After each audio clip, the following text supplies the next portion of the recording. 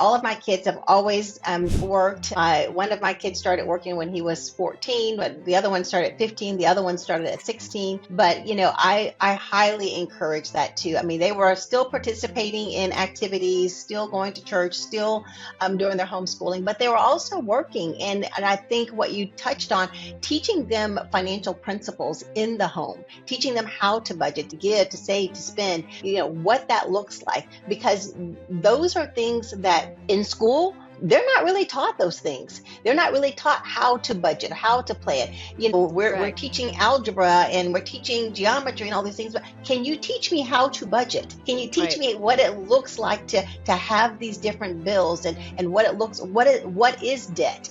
How do I avoid debt? Or what do I need to do in case I fall into debt?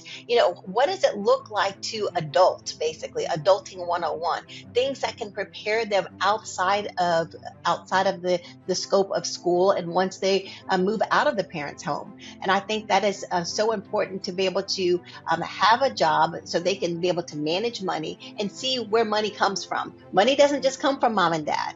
Money comes from working hard. Hey guys, and welcome back to another episode of Financial Mastery Simplified. I am your host, Jacqueline, or Jax Crider.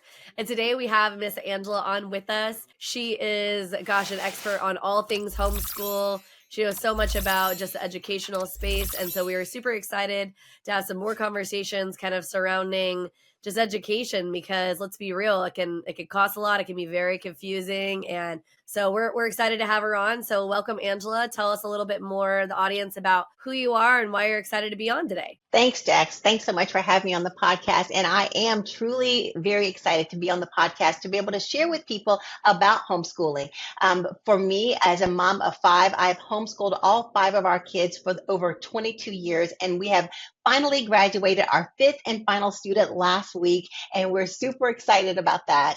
But after over 22 years of homeschooling, God has moved me into the direction of being a homeschool consultant with God's Purpose in Action. I am the founder of God's Purpose in Action, an opportunity to do homeschool consulting, and I'll be able to help other people on their homeschool journeys. That is my new mission. I love that.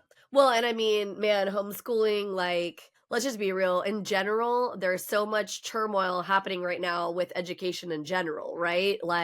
There's, I know at least in Texas specifically, there's been this argument on whether we do the voucher program where, now people have options and if they want to go to private schools or whatever. And then we have in a lot of areas, at least in Texas, but I know pretty much nationwide, there are some of these options where there's magnet schools and things that kids can test to get into, that some of them are covered by districts. I mean, we have so many different options. And I actually have never been homeschooled, but I do have a unique position there because I spent kindergarten through 9th grade going to regular public school in Plano, Texas, which is arguably one of the better school systems in the whole Texas state. And then from my from my sophomore year through my senior year, I actually went to Trinity Christian Academy. And so I went to private school.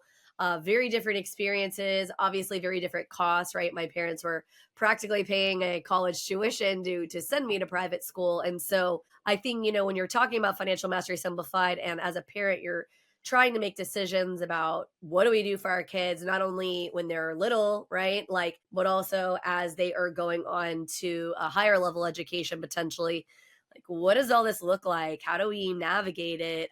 So I'm excited even for myself to hear a little bit more about homeschooling, cost, how difficult it is. Because I think a lot of parents shy away from it because let's be real, during COVID, everybody got to be a homeschooling parent, whether they wanted to be one or not. Yes. And so then they were like, oh dear God, I do not want to do this. I definitely think homeschooling is a lot different than probably when you and I were coming up, right? That was kind of a weird thing for a minute there, right?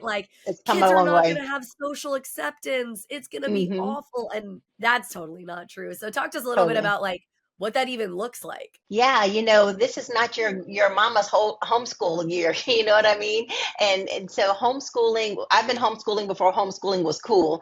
And I absolutely love it because people always do go to that socialization question. And homeschoolers are actually in my opinion, you're going to be whoever you are.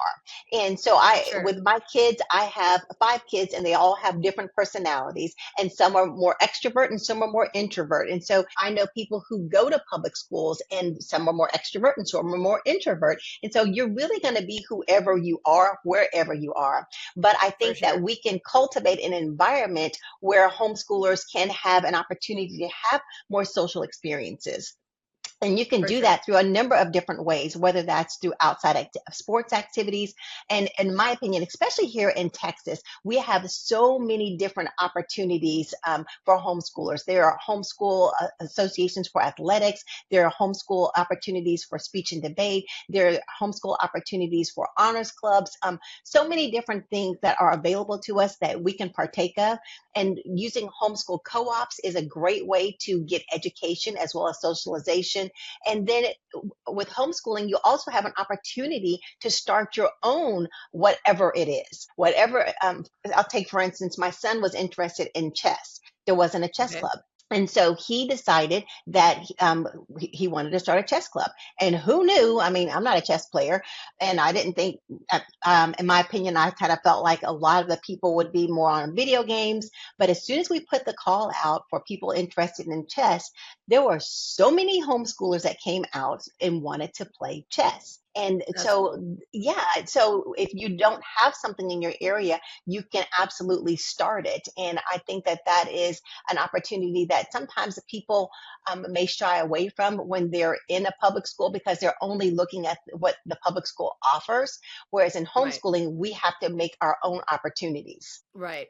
And many Yeah, well times, well, and I think, correct me if I'm wrong, but I believe that certain districts, at least in Texas, allow homeschooling kids to be involved in some of their sports programs, and there's certain aspects where, like, they actually allow them to come into regular school system to do certain types of activities. Maybe they're not coming in for like the actual education type piece, but they are coming in for maybe extracurricular activities. And the reason I say that is that one of my girl's good friends, when they were in the Frisco ISD section, she was actually homeschooled at first and was coming and being involved in some of the programs there. And then eventually she actually chose to start going to regular school with them. But that was something that the school system allowed. And so I think there's a lot more hybrid options than most people realize nowadays. Like I know even Stay tuned. We'll be back right after this message from our sponsors. Imagine having the power to control your financial destiny, no matter where you start. Welcome to the Financial Mastery Simplified course and resource platform, where financial education is tailored to your unique journey. We cover everything you need, from basic budgeting and saving strategies to advanced investing and retirement planning. Learn at your own pace with lessons that match your level of experience. Whether you're a beginner or looking to enhance your financial knowledge, join our community of learners and benefit from shared insights and expert guidance. The Financial Mastery Simplified course and resource platform equips you with the skills and confidence to take charge of your financial future. Ready to master your finances? Enroll in our courses today at the Financial Mastery Simplified course and resource platform. Start your path to financial independence now. Visit us at fms.tips and fms.college for more information. Hello and welcome to PBJ Mortgage, where your home ownership dreams become reality. Today, we want to share why choosing PBJ Mortgage is the right choice for your home financing needs. At PBJ Mortgage, we're built on a foundation of values that drive us every day. Our commitment to educate, empathize, and empower our clients sets us apart in the mortgage industry. Our clients are at the heart of everything we do, and their success stories speak volumes. With years of experience, our team possesses in-depth knowledge of the mortgage programs, ensuring you receive expert guidance and the best possible rates. We offer a diverse range of loan options to suit your unique needs, including conventional, FHA, VA, and more. No matter your situation, we've got a solution. At PBJ Mortgage, we pride ourselves on providing personalized service. Our dedicated loan officers are here to guide you every step of the way, making the process as smooth as making a peanut butter and jelly sandwich. We understand that time is of the essence. which is why we've streamlined our processes for efficiency and convenience. Transparency and clear communication are paramount. You'll always know where you stand throughout your mortgage journey. Reach out to us today to set up a call to discover your options. If you're ready to make your home ownership dreams a reality, contact PBJ Mortgage today. Let us empower you during this exciting journey. Phone number 4-693-733-107 www.pbjteam.com. Visit our website or give us a call to get started. We look forward to helping you secure your future home. PBJ Mortgage, where home begins. Thanks for your patience. There was a private school in our area, the one that my brother actually graduated from, where they allow like part-time. So like it's like part homeschooled, and then they go into they actually come into the school for like 2 or 3 days a week, and they actually have like a regular kind of standard education type situation, right? And so I think it's so cool that now that we have so many different people, personalities, technologies, things like this, there is so many different options for schooling, both paid options and free options, right? That people can be involved with, that people haven't really considered. From a financial aspect, I know obviously there's certain things you have to pay for, right, when it comes to homeschooling. But from my understanding, it's not particularly expensive, is it? It can be. It actually can be Okay. expensive. So I do like the fact that you talked about that there are so many different options because, like you said, we can go into the schools if we choose to because our tax dollars are paying for the schools. And so Right. whether you are partaking of the schools or not, your tax dollars are still paying for the schools. And so I like the fact that we can now participate in sports or different activities. Maybe it's an art class or a PE class, whatever the case may be. If you choose to participate, now you can. And I like that aspect of it. But homeschooling, it can be expensive because you do have to buy all of the resources yourself. I believe legislation has just been passed where now homeschooling will be able to write off a certain amount of expenses. Whereas before, only teachers were able to write off expenses on their taxes. Now homeschoolers will be able to do that. And they have new legislation here in Texas coming out now. It's the ESA, the Education, I think, Scholarship Act, if I'm not mistaken with that. But that will give you basically a voucher and be able to allow you to use some of the funds to be able to purchase curriculum or whatever you deem necessary for the homeschooling experience. And so I like the fact that more funding is being geared toward homeschooling now because right now, if you don't have that type of funding, everything comes out of pocket. So whether you're having to pay for your co-op or buy curriculum, or you're having to do a science class, all the microscopes, the science kit, whatever those things are, there are a lot of expenses that are associated with it. However, I know for us having 5 kids, we reuse and Of recycle course. a lot of different curriculums, and that has been helpful over the years. But then you also have it times where those kids, they learn differently, and so what worked for one may not work for another, and so you do For have to sure. repurchase in other areas. Yeah, for sure. Well, and I know just because I don't know, I firmly believe, and part of the reason I started all this podcast and everything to begin with is financial mastery looks different for every single person, and it's Hmm. their life on their terms, right? Like the Right. choices that they're making as far as education for their children goes, where they live, what kind of decisions, like that looks different for every single person, right? I mean, I Hmm. use the example all the time that my brother and I were raised in the exact same household, and he lives in like 19 or 2000-ish square feet, and my house is 10,000 square feet. And so like we're just very different people, and there's nothing wrong with that, right? Like what his version of financial success looks like is different than what my version of financial success looks like, right? And I love that even now homeschooling has allowed people to be living worldwide and be moving around and traveling and things like that or whatever, because I have gone back and forth. So for those of you listening, I have a 3.5, almost 4-year old, and as we sort of decide what kind of education we want that to look like for her and what the cost is going to be, right, and we're evaluating all these different decisions, one of the things that we have heavily considered is not always living in one particular place, like having a main Mhm. home base, but going maybe for months at a time to other areas of the world. And homeschooling would allow for that, right? That we could go and live in another country. And what's really cool is there's worldwide homeschooling communities that allow you to plug in. And what I think is extra cool, in my particular opinion, is there are areas where, like, let's say you go to a particular country, they actually help plug you into a local school there where your child can go and learn the language, like right there with the Yes. kids that are speaking that language fluently. And what a amazing opportunity for your child to learn a language than to be plugged in to where the kids speak that from birth, pretty much, right? And Right. kind of are grown up in that. Absolutely, absolutely. At one point in time, my husband worked from home. We were all homeschooled. I worked from home. And so we're just all home. And I love the fact that we could all be home, but I also love the fact that we could travel with him. And so, to your point, we did. We traveled a lot with my husband. And that was really nice. We could just pick up and go and take our homeschool with us. And nowadays, especially with online school, you keep your kids accountable as you travel because there's so many different options. It's not just, someone sitting at a desk at home. A lot of people picture homeschooling as school at home, like they've taken their public school and put it at home. But Right. homeschooling, you can design and cultivate an environment that works well for your family. And so if that means traveling, if that means, you going out to experience what you're learning, and not just a regular field trip, but going out into the field, like what you're talking about, going to Australia or being immersed in someone else's culture.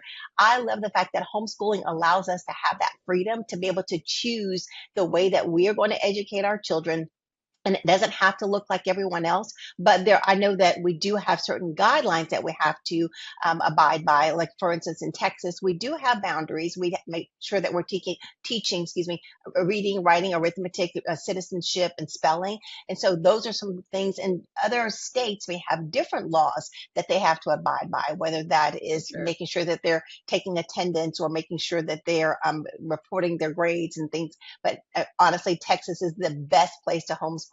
I love the freedoms that we have here in Texas to be able to educate our kids the way that we see fit. Yeah. No, that's so awesome. Well, and I mean, I think the other beautiful part, and this is where financial mastery definitely comes in too, is we are living in a world where there's a lot more neurodivergent people, right? Mhm. People who learn differently. And the challenge becomes that if you have a child who is learning differently, does learn differently, school sometimes can be a really hard place for them because they're either way ahead or way behind on certain different aspects. And your alternative, obviously, is something like a Montessori school, which does an Mhm. amazing job of, kind of helping place in different subjects and topics your child or whatever. But they also can be particularly expensive. So then you Sure. can kind of look at different kinds of options and choices. Like, Mhm. I know that for me particularly, school was hard for a few reasons. As a general rule, I was very far ahead of Mhm. most people, but I was a particularly needy reader for a while. It like just took it a long time to kind of click in my head. And so then Sure. once it clicked, man, like I was on it. I loved to read and was reading like crazy. But until that point, it was really difficult, right? And so at the time in Plano ISD, if you did not test a certain level for gifted and talented, like across the board, they just did Mhm. not include you in that. And so that was one of those situations where they sort of precluded me from some of those programs because I was struggling in one particular area, right? As opposed to now, I feel like we're seeing a little bit more option of, kind of not being the one size fits all, I suppose, that school always Mhm. was.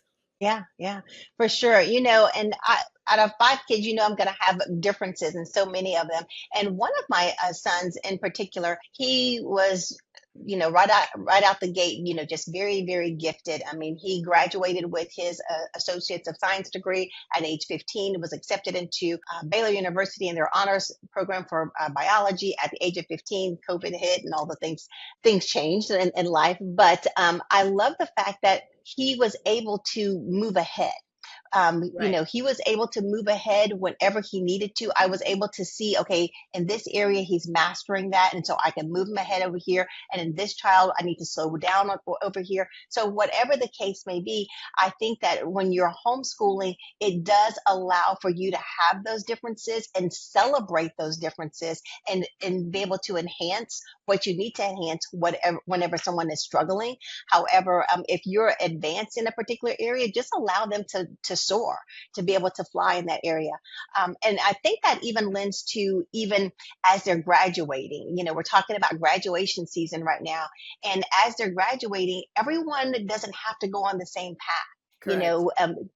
Traditionally, we've thought about graduating, going to that 4-year college, and maybe even going on to get a master's degree and even a PhD. But what we've seen here, especially at 2020, people are looking at other ways to be educated and other ways to move on. I always tell my kids, it's not just what you're graduating from, but what are you graduating to? And Right. And that's what we really need to be looking at, because people are excited to graduate from a particular college, but what is God really calling you to do in life? And it may not look like the traditional 4-year university. It may not look like just going into or here's another option: you can go into the military or take a gap year, or you may go to a community college. There are so many other economical and ways to be able to navigate graduating into the next phase of life. For sure. Well, and I mean, you and I offline have talked a lot about some of that because I think that quite often we are forcing all of our kids down the same path. And not only that, but I also think that parents very honestly make the mistake a lot of times of trying to pigeonhole their kids into particular buckets that they have in their mind that is like the successful career. But I Mm-hmm. mean, this is 2025, and in 2025 there are a lot of jobs that, let's be real, when you and I were young, like that wasn't even a thing, right? Right. Like For sure. you couldn't be a YouTube star or whatever. You couldn't make money legitimately that way. And I Yeah. have a very good friend, and he makes all of his money from YouTube, like between his Wow. channels, helping people master their channels, like all that stuff. Like that is literally his whole job. And Wow. so that was definitely not a thing, right? Like there's Mm-hmm. legitimately people who play video games for a living, right? Is that everybody? No, Yes. obviously not. But the fact that that exists is crazy to me because I'll never forget when my girls were telling me about all these jobs and I'm looking at them like, "What? Yeah. No, you can't do that legitimately for Yes. a living." But they were right. Mm-hmm. That is Yes. stuff that is legitimate. And so being with what I do for a living, I see so many different career paths. I see so many different Yes. options, so many different things that people have chosen. And I think so often as parents, we force our kids into certain buckets. And we really do need to look at all the different options, right? Like when I counsel and kind of mentor a little bit younger people, like there was somebody who she was a senior in high school and she was talking to me because I have a law degree. And she was like, "Oh, I might want to go to law school." And I said, "That's awesome. I love that." I said, "I highly recommend you look to get an internship or a job in a law firm. See if you like it, right? There's not only is there Right. lots of kinds of law, but Mm-hmm. it isn't necessarily for everybody. And a lot of people have this romanticized idea about, "Ooh, I want to be a lawyer, I want to be a Right. doctor, I want to Right. be, I don't know, Mm-hmm. whatever they think that makes the most amount of money, right?" And Engineers, then architects. Mm-hmm. well, Yeah. then they go and they spend all this money on Mm-hmm. education. There's nothing wrong with that, but then they don't know what they're going to do with it. They put Right. themselves into a potential lot of debt or whatever. And had they really put themselves out there and kind of done a little bit more research or done a little bit more due diligence, they would have Mm. found that it really wasn't the fit they were hoping for, For right? sure. For sure. And so I encourage people all the time is really dig down deep and like don't be afraid for yourself, and then also pushing your kid to ask hard questions because it's not the same path for everybody.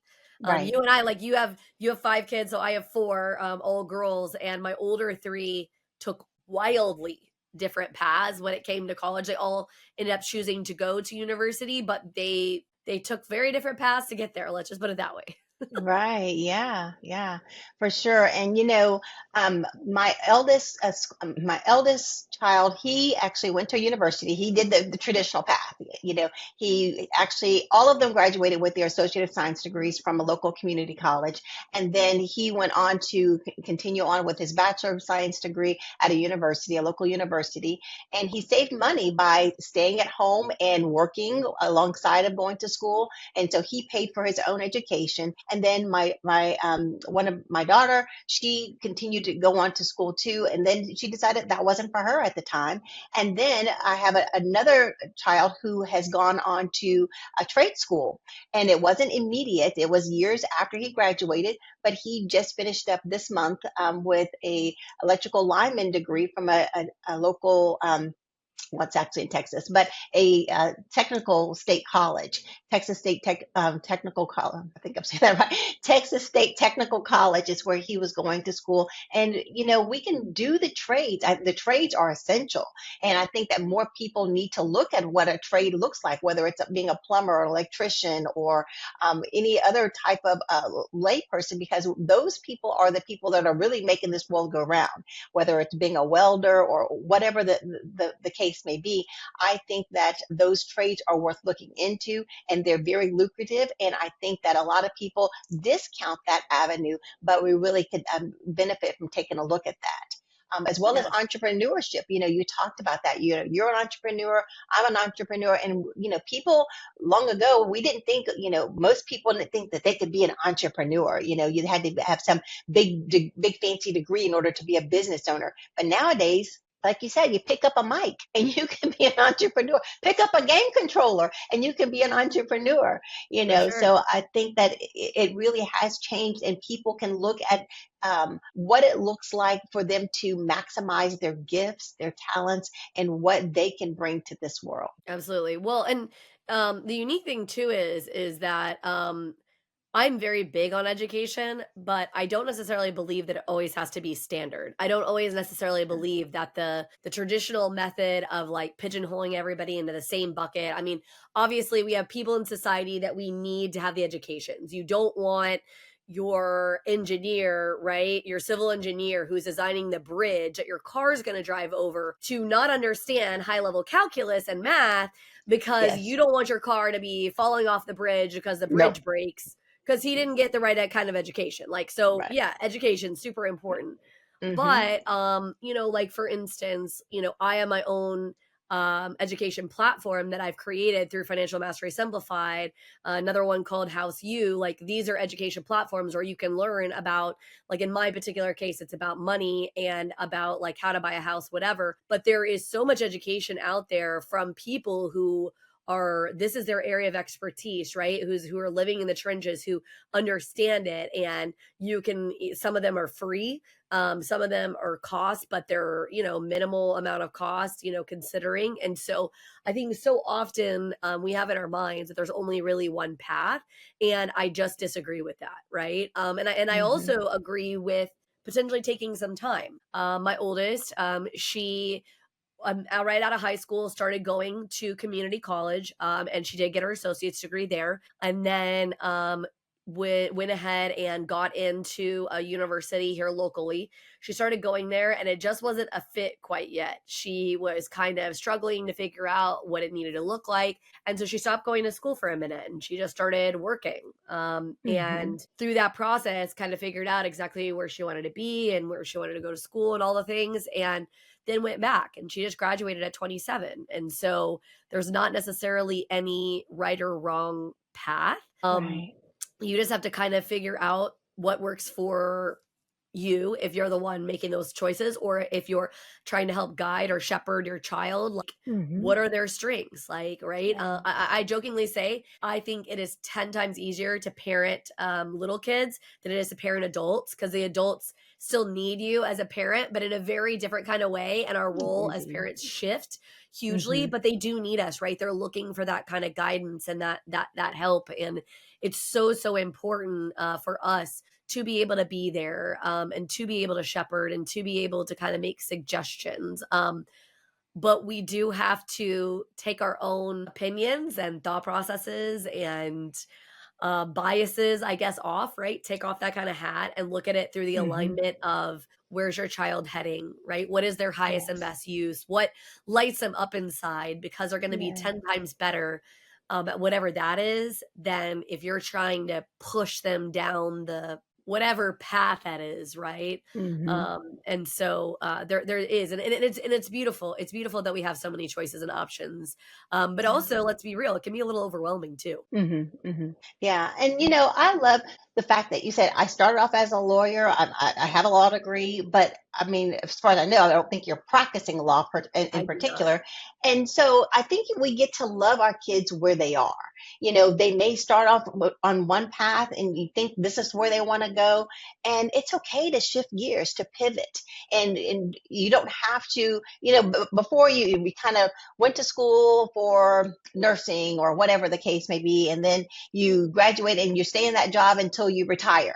And that's just not the case anymore. People are like, I don't want to do that anymore. I like that. And now I don't want to do that anymore. I want to do something different. And For that sure. is okay to shift gears, to pivot, and to try different things, because we are multifaceted and we can pursue different passions. I like the fact that you say you're teaching about money, you're teaching about houses, you're mentoring someone over here. You've got this podcast. You've got so many things going on that you're multi-talented, multifaceted, and you're able to serve lots of different people in lots of different ways. Well, I think a lot of times people just really need to dig in a little bit and figure out kind of like their why. Like my oldest, Hmm. we pretty much, I mean, I could have told you that she was going to do something related to art, drawing, something, because literally as a child, we could not go anywhere without her having a sketchbook and a pencil. She Yeah, never yeah. left the house without them. Like Hmm. almost every single birthday, Christmas, it didn't matter what, anytime you were getting her a gift, if you were stuck and you didn't know what to buy her, you bought her a sketchbook and pencils or colored pencils or whatever, because Yes. no matter how many times she had gotten those as a gift, she was stoked to get them. Yeah, Why? right. Because that was her bent, right? That was Hmm. her heart. Now she has a field that is very competitive, and this is where maybe a lot of people can say that maybe I'm kind of a jerk, but I had a lot of conversations with her around if that's what she wants to do and that's what she wants to be. She wants to be in animation. I'm all about that, right? Hmm. I just told her she needs to work backwards and understand that that is a fairly competitive field, right? She's going to have to, she's going to come up against some potential adversity there because there is a lot of competition for the space. And Hmm. what is our plan to be able to sustain life, right? And make sure that we can pay bills and that we can live comfortably or whatever while we're trying to pursue this passion.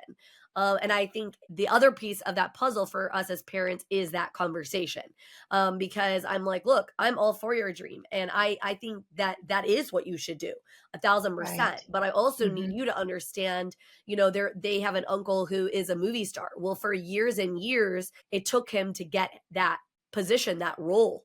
Right. Right. And so in the interim, he had to do a lot of other kind of odd jobs, a lot of, working in service industry, a lot of working in all these other things to get to where he wants to be. And so I basically told her, you have to decide if your dream, if your goal is big enough driver for you, right, to be able to do these other things while we wait. Like that's what you Hmm. have to figure out and decide. And I can't make that choice for you.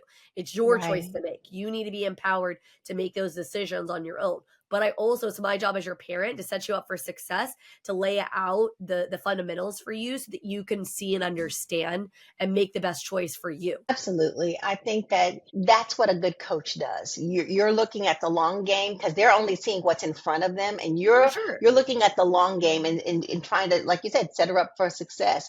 And I think that is very wise as a parent, but allowing them to make those choices, but kind of almost being like devil's advocate in the sense of like poking a little bit of holes in their plan a little bit sometimes and say, well, what have you thought about this? Have you considered that? And I think as parents, when we do shift from more of the instructor role to more of a coaching and come on alongside role, I think that's where the magic happens, because now we see things that are in them that they may not recognize in themselves, that we can pull out and allow them to be able to say, yeah, I do like that. I am pretty good at that. And then allow them to have the liberty to see which way that's going to go, Yeah, instead of for sure. directing them and telling them to go this particular way. Because in my experience, that has not ended well for most people. It may start well, but it doesn't end well, because like you said, they're not satisfied with where they are, because they're doing what they were told, not what they really truly want to do. Stay tuned. We'll be back right after this message from our sponsors. Welcome to Financial Mastery Simplified, your go-to podcast for making smart money decisions. We break down complex financial topics into easy-to-understand advice you can use every day. Our experts cover everything from budgeting and saving to investing and retirement planning. We give you the tools to take control of your money and build the future you want. With Financial Mastery Simplified, you'll feel informed and empowered to make the best choices for your financial health. Tune in to Financial Mastery Simplified on your favorite podcast platform. Start your journey to financial confidence today. Visit us at fms.tips and fms.college for more information. Welcome to House U, where we believe in the power of education. At House U, we're more than just a brand. We're your partner in home ownership, dedicated to educating, equipping, and empowering you every step of the way. Education is at the heart of everything we do. We offer comprehensive resources designed to make home ownership simple and accessible for all. From understanding mortgage options to mastering home maintenance, House U provides the knowledge you need to make informed decisions with confidence. We host workshops and seminars, bringing together experts and community members to share insights and build a stronger, more informed community. Because when you're educated, you're empowered. House U, home ownership made simple for all. Visit our website or contact us today to start your journey with House U. Empower yourself with knowledge and embrace the joy of home ownership. Thanks for your patience. Now back to our conversation. No, I agree. I think that when it comes to our kiddos, like it's so hard. I mean, let's be real. There's lots of things that are hard in life. It's funny that I had a conversation, gosh, a few months back with a woman who actually chose to leave. She was actually a graduate level professor at a Ivy League school. And it's so funny because she and I were having a conversation about what she likes to call the snowplow parent. So we had the era of people where there were the helicopter parents, right, where they were like hovering over. Yeah. And she says, but now we have the snowplow parents, which they're still trying to like snowplow. And if you're listening and you're one of those kind of parents, I'm going to highly encourage you to do what Angela and I are suggesting, which is step back. Try to help your child realize like what their unique value proposition in life is, right? What are their unique God-given talents, and helping them hone them. And as opposed to snowplowing things, let them hit the adversity, because let's be real. Adversity is going to come. It's going to come in lots of forms. It's going to come in the form of maybe not having as much money as you want, coming up against somebody who is going to be ignorant and is going to view you differently because of your race, religion, color, creed, whatever that is, right? You're going to come against adversity. Like for me, I was very, very tiny in school. And so I was made fun of and I was teased mercilessly from that aspect, right? Like some kind of adversity is going to be coming and hitting your child. And as a parent, it's super, super hard to watch that adversity. I get that. But it's our job to make sure that like we are preparing them for adulthood, that we're helping them, right, make decisions that are in alignment, but also coming up against that adversity, because they're going to be building their self-esteem, their self-worth, their ability to move past and things like that. And it's crazy to me that I have to say that because I was raised so independently. Like my mom, she raised us so independent. I pretty much could have lived on my own at like the age of 10, but Wow. doesn't really matter, right? Like that's just one of those things. So I know I kind of digress off the financial conversation, but I think that it does play a lot into even the kind of jobs that they're going to get, right? Because they are, employers are looking for those people who are independent. And in the financial aspect, I will tie this back in. I highly encourage, and I know some people disagree with me, to force your kids to get some kind of a job while they're still under your roof and under your household, and prior to the age of 18, because it Mm-hmm. does a lot for them. Not only does it help them earn their own money, right now they're learning how to spend it, what it looks like, they're kind of learning financial mastery in their own little way. But two, it gives you the opportunity to have conversations. I'll never forget my girls would come Indeed. home and they didn't like how this manager handled the situation and gave us opportunity to have some of those conversations about what like good managers versus bad managers look like. How do we navigate that with responsibility and maturity, right? Mm-hmm. Versus maybe some of the other reactions we could have had to the Right. situation, so to speak. Yeah, yeah, I totally agree. All of my kids have always worked. One of my kids started working when he was 14, but the other one started at 15. The other one started at 16. But I highly encourage that too. I mean, they were still participating in activities, still going to church, still doing their homeschooling, but they were also working. And I think what you touched on, teaching them financial principles in the home, teaching them how to budget, to give, to save, to spend, what that looks like, because those are things that in school they're not really taught. Those things, they're not really taught how to budget, how to plan. We're Correct. teaching algebra and we're teaching geometry and all these things, but can you teach me how to budget? Can you teach Right. me what it looks like to have these different bills, and what is debt? Right. How do I avoid debt? Or what do I need to do in case I fall into debt? What does it look like to adult, basically adulting 101, things that can prepare them outside of the scope of school, and once they move out of the parents' home. And I think that is so important, to be able to have a job so they can be able to manage money and see where money comes from. Money doesn't just come from mom and dad. Money comes from working hard, because that's what we were born to do. We're born to work. We go to school, and we go to school in order to learn, in order to get vocational skills, in order to do what? To go to work. That's the Right. ultimate. We're going to work. And so that's the purpose of them going to school, is to be able to learn what they need to learn in order to be able to work, in order to be contributing members of society, is really what I want to say, contributing members of society. So I think that right there is what it's all about. And that starts early on. And when you have an opportunity to make an impact and an imprint on them financially at a young age, that I think will carry them a lot further down the line. Agreed. Well, and I think that financial education in general, there's a lot of people who shy away from having the conversations for a couple of reasons. One, they don't like to have the conversations because they're afraid they're wrong. Maybe Hmm. they feel like they haven't made their own best financial decisions. And so, how could they Sure. possibly give their children advice? But I will Hmm. tell you that even when you don't feel like you know enough, number one, you have resources. There's things like this podcast, like all kinds of other things that are existing out there that can help you, right? Teach concepts, principles, things like that to your children. There's tons of different programs.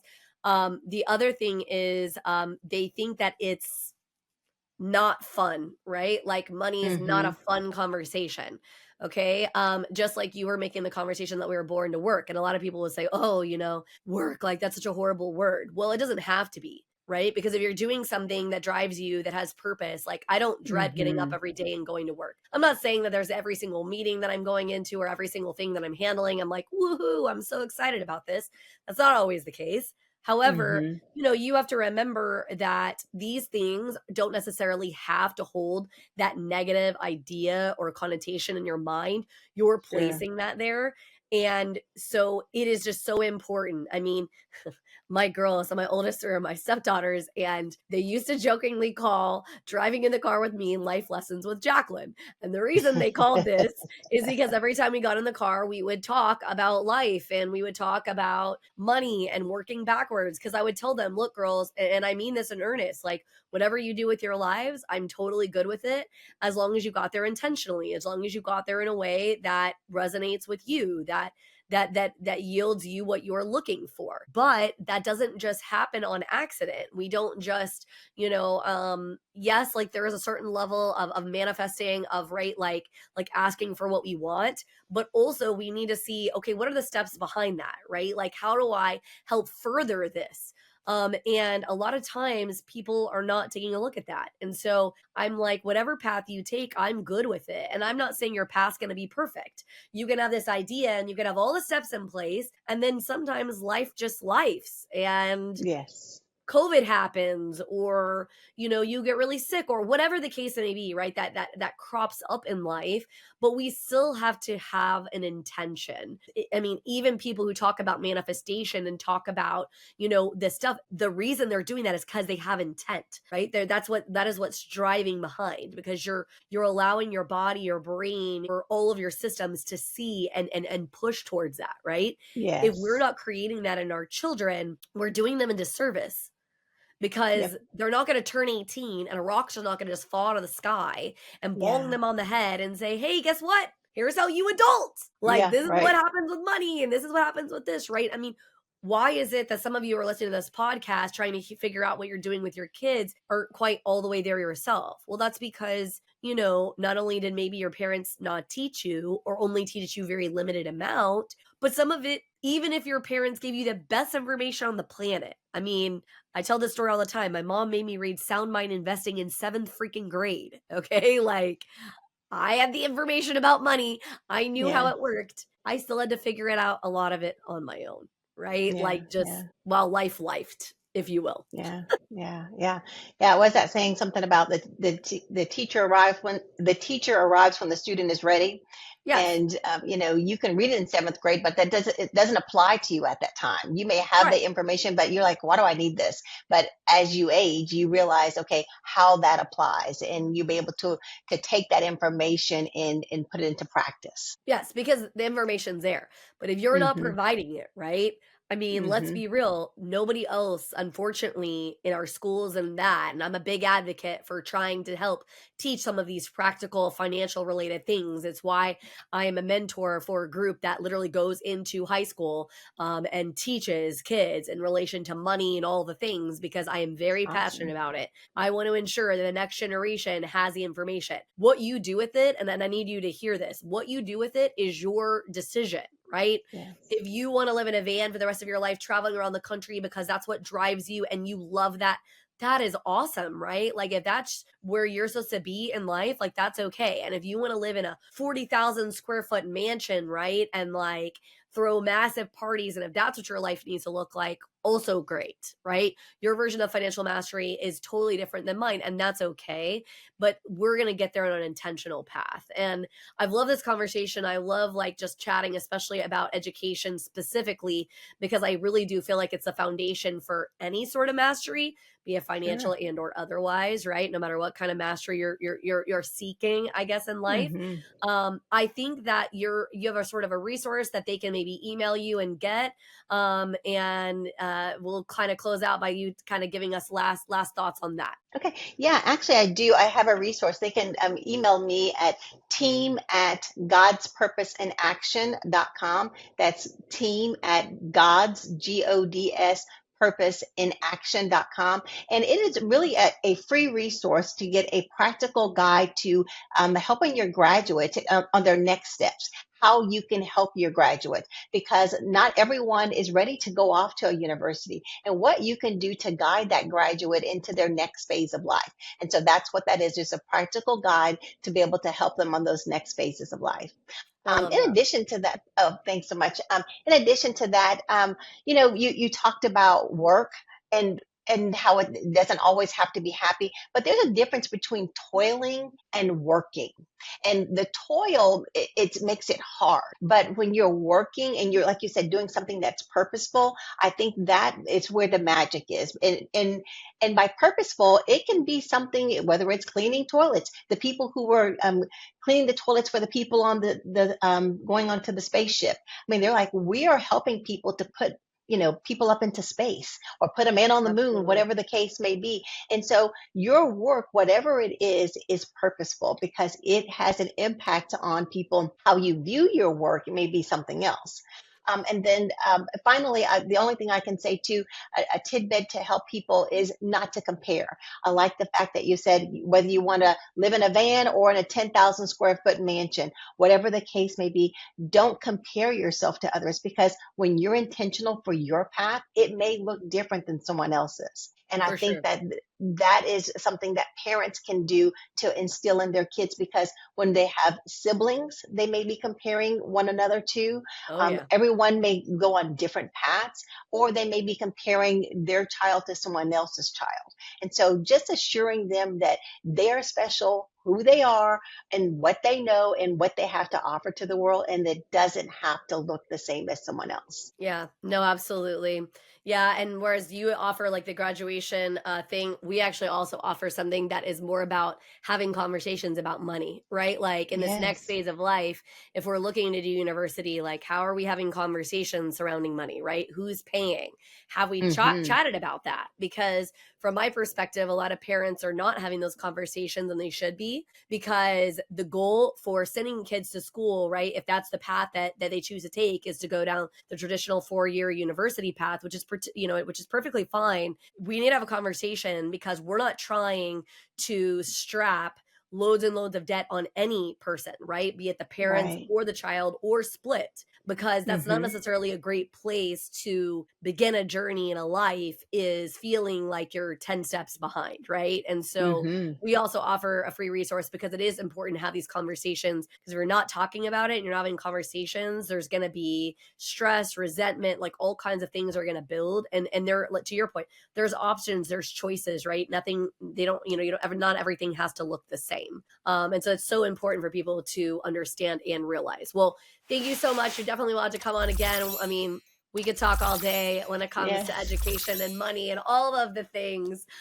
which is why I loved having Angela on. And so hopefully this episode of Financial Mastery Simplified was helpful for you, and we will see you again next week. All right. Thanks so much.